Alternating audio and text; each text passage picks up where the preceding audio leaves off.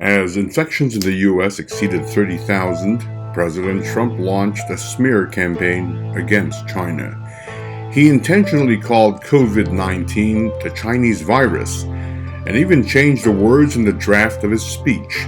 He even said he wished China would have told him earlier about the novel coronavirus as an excuse for his incompetency to deal with the outbreak.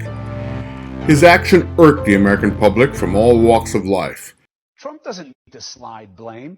We know how we got here. This isn't about China. It's about us. We are the solution. Buck stops with you, Mr. President. You cannot blame this on anyone else. You have to own responsibility. Netizens trended the hashtag Trump pandemic on Twitter. What is the Trump pandemic? Maybe you could find the answer in the op-ed piece published by the New York Times. Racism and blaming other people for his own failures are the defining features of his presidency. In other words, people call the outbreak Trump pandemic for his failure to stem the pandemic in the U.S. What did the Trump administration do? The U.S. confirmed its first case on January 20. 3 days later, China locked down Wuhan in an unprecedented move. The draconian step should have served as a clear warning to the world that COVID-19 is no ordinary flu and that the world must act now.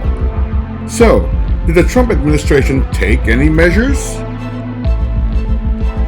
Trump said at the White House meeting it's going to disappear on February 27 and reiterated similar stances multiple times in due course.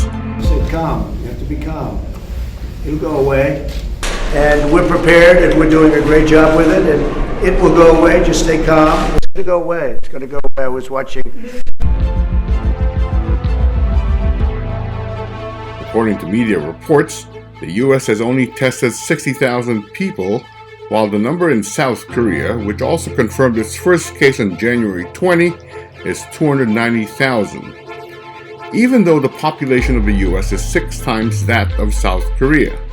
On March 18, when a reporter asked whether the well-connected had priority to get tested, Trump responded, That's been the story of life. On March 2, a tally of the number of people tested for the COVID-19 disappeared from the U.S. CDC website. Trump didn't announce a national emergency until March 13, when the total confirmed cases reached 130,000 worldwide, with 1,663 in the U.S.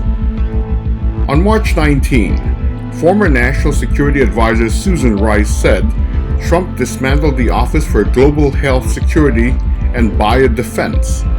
It is regarded as the reason for Trump's delayed response to the pandemic.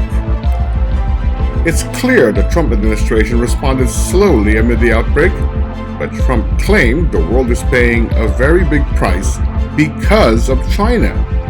In short, he's scapegoating China. The New York Times' opinion considers Trump's approach a preemptive strike to avoid driving down stock prices, which he seems to regard as a key measure of his success. But the fact is, the U.S. market plunged and triggered a circuit breaker 4 times in 10 days. Some experts also believe Trump definitely wants to intensify his populism to attract voters. Failure of the Trump administration, the mayor of New York City said, "If the president doesn't act, people will die who could have lived otherwise." Instead of smearing China with racist remarks and inciting hate crimes on Asian Americans, President Trump, it's really time for you to start saving American lives.